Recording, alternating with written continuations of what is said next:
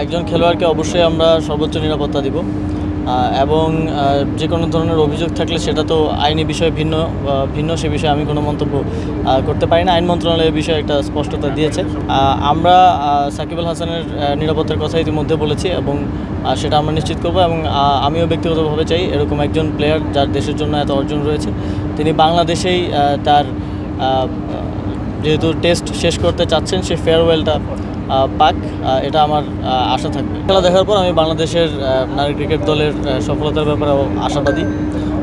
আমি মূলত এসেছি যেহেতু এই নারী বিশ্বকাপটা বাংলাদেশে হওয়ার কথা ছিল, এক্সট্রাঅর্ডিনারি সিচুয়েশনের কারণে আমরা পারিনি, কিন্তু বাংলাদেশি হোস্ট হয়ে দুবাইতে এটার ভ্যান্যুটা আছে, তো সেজন্যই যেহেতু আমরা হোস্ট সেই জায়গা থেকে পরিদর্শন করা এবং একই সাথে আইসিসি একাডেমি মাঠ ঘুরে দেখেছি এখানকার যেই স্পোর্টস ইনফ্রাস্ট্রাকচার সেটা বাংলাদেশে কীভাবে আমরা করতে পারি এবং বাংলাদেশের স্পোর্টস ইনফ্রাস্ট্রাকচার কীভাবে ভালো করতে পারি আরও এখান থেকে শিখে সেই শিক্ষাটা নিয়ে সেজন্য মূলত আসা আর কি।